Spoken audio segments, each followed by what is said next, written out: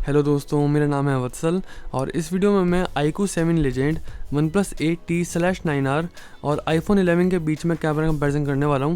तो ये वीडियो काफ़ी डिटेल में होने वाली है और तीनों ही फ़ोन्स के बीच में हम काफ़ी सारे कैमरा सैंपल्स और वीडियो सैंपल्स भी देखने वाले हैं। और इस वीडियो को देखने के बाद आपको क्लियर कट आइडिया मिल जाएगा कि किन किन एस्पेक्ट्स में कौन कौन से फ़ोन अच्छे हैं और आपको कौन सा फ़ोन लेना चाहिए अगर आपकी प्रायोरिटी कैमरा है। तो यहाँ पे मैं OnePlus 8T और 9R को सेम कंसीडर कर रहा हूँ क्योंकि दोनों में हमें सेम कैमरा सेटअप मिल जाता है। तो फिर चलिए वीडियो को शुरू करते हैं। तो पहले देख लेते हैं तीनों ही फ़ोन्स की कैमरा स्पेसिफिकेशंस। शुरुआत करते हैं iQOO 7 लेजेंड से।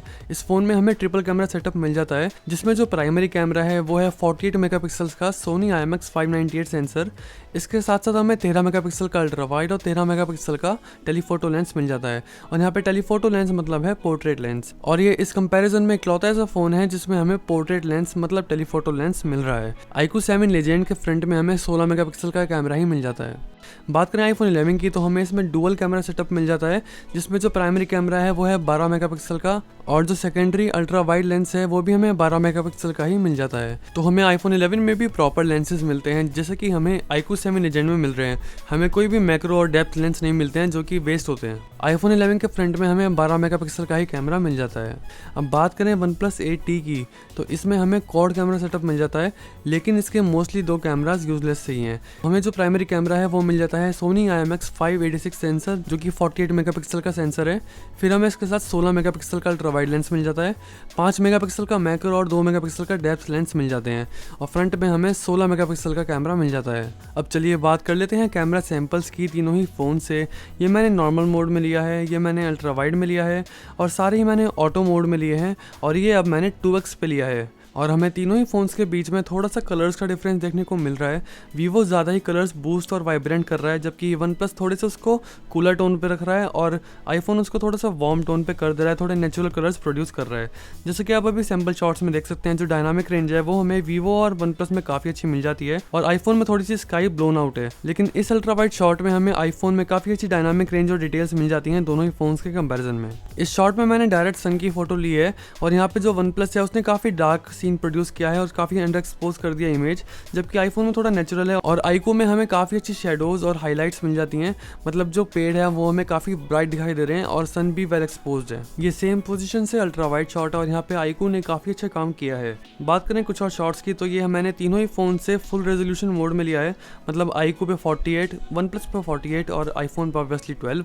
और आप देख सकते हैं जो डिटेल्स हैं वो हमें तीनों में ही काफ़ी अच्छी मिल जाती हैं।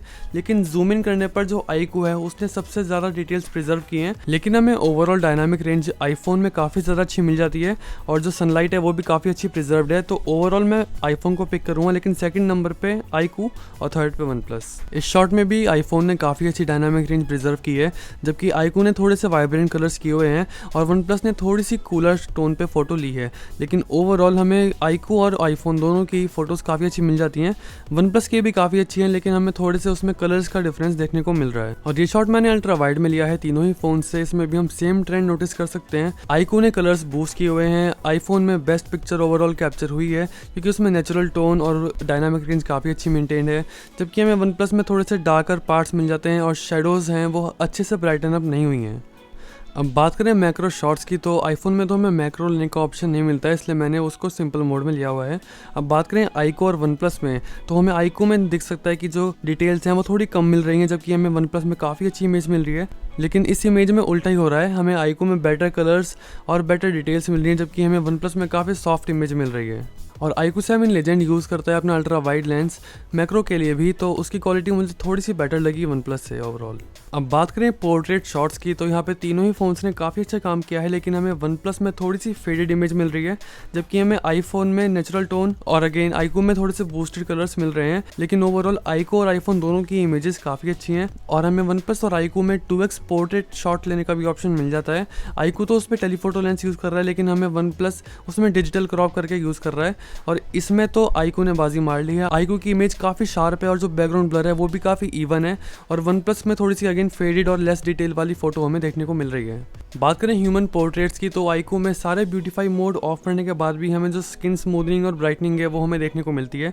OnePlus में फिर से हमें कूलर टोन पे मिल रही है, जबकि हमें आईफोन में वार्म टोन पे मिल रही है इमेज, और हमें iQOO में 2x और OnePlus में भी 2x का ऑप्शन मिलता है, जबकि अगेन iQOO अपने टेलीफोटो लेंस यूज़ कर रहा है और जो उसकी शॉट्स हैं वो बिल्कुल ही अलग लेवल के हैं।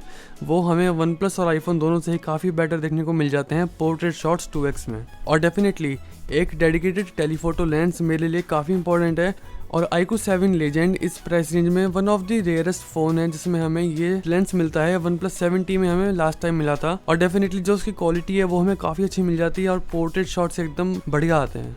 और बात करें सेल्फीज़ की तो सेम ट्रेंड यहाँ भी फॉलो हो रहा है। हमें iQOO 7 Legend में थोड़ी सी स्किन स्मूथनिंग और वाइब्रेंट इमेजेस मिल जाती हैं, हमें iPhone 11 में थोड़े से वार्म टोन कलर्स मिल जाते हैं, और जबकि OnePlus में अगेन हमें कूलर टोन पे कलर्स मिल रहे हैं। लेकिन सेल्फी पोर्ट्रेट्स की बात करें तो इसमें मुझे OnePlus बेस्ट लगा, क्योंकि उसमें एज डिटेक्शन काफ़ी अच्छी है दोनों ही फ़ोन्स के मुकाबले। और iQOO 7 Legend में तो पोर्ट्रेट मोड काम ही नहीं कर रहा था। वो व्यू फाइंडर में तो पोर्ट्रेट मोड दिखा रहा था, लेकिन जब हम फोटो ले रहे थे उसके बाद पोर्ट्रेट मोड अप्लाई ही नहीं हो रहा था, और मैंने काफ़ी बार ट्राई करा, और इसमें एक फ़ोन में अपडेट भी आया था, उसके बाद भी ये इशू फिक्स नहीं हुआ है। तो हम iQOO 7 Legend से फ़िलहाल पोर्ट्रेट मोड सेल्फीज़ नहीं ले पा रहे हैं। और अब बात करें आर्टिफिशियल और लो लाइटिंग शॉट्स की तो हमें तीनों ही फ़ोन्स में ऑप्टिकल इमेज स्टेबलाइजेशन का सपोर्ट मिल जाता है, और यहाँ पे क्लियरली आईफोन काफ़ी बेटर परफॉर्म कर रहा है बाकी दोनों फ़ोन से। और सेकंड नंबर पे आ जाता है iQOO 7 Legend, और थर्ड नंबर पे आ जाता है OnePlus 8T। बात करें एक्सट्रीम लो लाइटिंग शॉट्स की तो हमें iQOO 7 Legend के शॉट्स में ग्रीन टिंट देखने को मिल जाता है, जबकि हमें iPhone 11 के शॉट्स काफ़ी अच्छे मिल जाते हैं। और OnePlus ने भी काफ़ी अच्छी इमेज कैप्चर की है, लेकिन जूम इन करने पर जो डिटेल्स हैं वो हमें iPhone 11 से कम ही मिलती हैं। और बात करें वाइड एंगल लेंस की तो इसमें तो OnePlus 8T दोनों से ही काफ़ी बेटर परफॉर्म कर रहा है। आईफोन में तो बिल्कुल ही कुछ दिखाई भी नहीं दे रहा है, और वीवो ने भी ठीक ठाक परफॉर्म किया है। बात करें कुछ और सैम्पल्स की तो हमें iQOO 7 Legend की इमेजेस इनमें काफ़ी अच्छी मिल जाती है, और आईफोन ने तो जो स्काई है उसको बिल्कुल दिन जैसा बना दिया है रात में, और जो OnePlus है उसमें हमें थोड़ी सी डिटेल्स कम मिल जाती हैं, लेकिन उसकी भी इमेजेस डिसेंट हैं। तो एक्सट्रीम लो लाइटिंग में हमें iQOO 7 Legend में थोड़ा सा ग्रीन टिंट इशू देखने को मिल रहा है, और यहाँ पे आईफोन बेस्ट परफॉर्म कर रहा है। और इस शॉट में बेस्ट परफॉर्म किया है iQOO 7 Legend ने, और OnePlus ने तो हाईलाइट्स को ब्लोन आउट कर दिया है, और जो लाइट है उसको बिल्कुल ब्लोन आउट सा कर दिया है। और ये शॉट था नॉर्मल मोड में, और अब है नाइट मोड के साथ। और यहाँ पर iQOO 7 Legend काफ़ी अच्छी टक्कर दे रहा है iPhone 11 को, और जो इमेजेस हैं वो काफ़ी कंपेरेबल हैं, लेकिन हमें iQOO 7 Legend में ग्रीन टिंट देखने को मिल रहा है एक्सट्रीम लो लाइटिंग में। और बात करें OnePlus की तो OnePlus ने तो वो लाइट्स को बिल्कुल ही ब्लोन आउट कर दिया है, और जो ओवरऑल डिटेल्स हैं वो भी हमें काफ़ी कम मिलती हैं। ये शॉट भी मैंने नॉर्मल मोड में लिया है विदाउट नाइट मोड, और यहाँ पे जो डिटेल्स और कलर्स हैं हम आप क्लियरली देख सकते हैं कि आईफोन में कितने ज़्यादा बेटर हैं। और अब मैंने विद नाइट मोड लिया है, और यहाँ पे क्लियरली आईफोन थोड़ा सा बेटर परफॉर्म कर रहा है iQOO 7 Legend से। और नाइट मोड में जो iQOO 7 Legend है उसने कलर्स थोड़े से ओवर एक्सपोज किए हुए हैं और ओवर ब्राइटन की हुई है पिक, लेकिन हमें OnePlus 8T में इस बार अच्छी परफॉर्मेंस देखने को मिल जाती है, और OnePlus के नाइट मोड की इम्प्लीमेंटेशन थोड़ी सी वीवो से बेटर है। तो इसका मतलब ये है कि हमें iQOO 7 Legend की जो ऑप्टिमाइजेशन है नाइट मोड की वो थोड़ी सी ज़्यादा ब्राइटन अप कर रही है। और इस सैम्पल शॉट में हम देख सकते हैं कि मैंने नॉर्मल में लिया था, और अब मैं इसको नाइट मोड में लेने वाला हूँ। और इस शॉट में क्लियरली वीवो ने दोनों फ़ोन से अच्छा परफॉर्म किया है, और जो तनिष्क का लोगो है वो आप क्लियरली iQOO में देख पाएंगे, जबकि दोनों फ़ोन्स में दिखाई भी नहीं दे रहा है। तो आप अगर मेरी किसी भी बात से एग्री नहीं करते हैं तो आप इस वीडियो को म्यूट करके फिर से देख सकते हैं। सारे सैम्पल शॉट्स मैंने आपको जेन्युइनली दिखाए हैं, और आप खुद भी जज कर पाएंगे कि कौन सा कैमरा आपको बेटर लग रहा है। तो ओवरऑल तीनों ही कैमरास हमें काफ़ी अच्छे मिल जाते हैं, बस इसमें थोड़ा सा कलर साइंस का फ़र्क है जो कि हमें मेजर देखने को मिल रहा है। और ये है वीडियो सैंपल तीनों ही फ़ोन से। यहाँ पे iQOO और OnePlus ने काफ़ी सिमिलर सी फुटेज कैप्चर की है, जबकि आईफोन ने थोड़े से कलर्स को वार्म किया हुआ है, लेकिन जो नॉर्मल मोड में स्टेबलाइजेशन है वो मुझे आईफोन पे थोड़ी सी बेटर लगी बाकी दोनों फ़ोन से। और ये तीनों ही सैंपल्स 4K 30 FPS पे शूट किए हैं मैंने, और जो ओवरऑल iQOO 7 Legend की वीडियो क्वालिटी है वो मुझे काफ़ी अच्छी लगी, और OnePlus ने भी यहाँ पे काफ़ी अच्छा परफॉर्म किया है। अब बात करें अल्ट्रा स्टेडी मोड की, तो मैंने iQOO और OnePlus में अल्ट्रा स्टेडी मोड ऑन किया हुआ है, जबकि हमें आईफोन में ऐसा कोई ऑप्शन नहीं मिलता है। और इसमें हमें क्रॉप फैक्टर भी देखने को मिलता है, और यहाँ पे जो बेस्ट है वो परफॉर्म कर रहा था iQOO, और हमें आईफोन में भी बिना अल्ट्रा स्टेडी मोड के भी काफ़ी अच्छी स्टेबलाइजेशन मिल जाती है। ऑलमोस्ट कंपेरेबल है दोनों ही फ़ोन्स के। और यहाँ पे OnePlus 8T में स्टेबलाइजेशन अच्छी थी, लेकिन उसके जो कलर्स थे वो काफ़ी डार्क हो गए थे। तो अब बात करें कंक्लूजन की, तो यहाँ पे एक डायरेक्ट विनर तो कोई नहीं है। अलग अलग एस्पेक्ट्स में अलग अलग फ़ोन अच्छा परफॉर्म करते हैं, लेकिन ओवरऑल जो नॉर्मल इमेज कैप्चर और वीडियो क्वालिटी के लिए फ़ोन है वो है आईफोन। लेकिन बात करें iQOO 7 लेजेंड की तो उसने आईफोन को काफ़ी ज़्यादा अच्छी टक्कर दी है और मेरे हिसाब से तो किसी किसी एरिया में आईफोन को बीट भी किया है।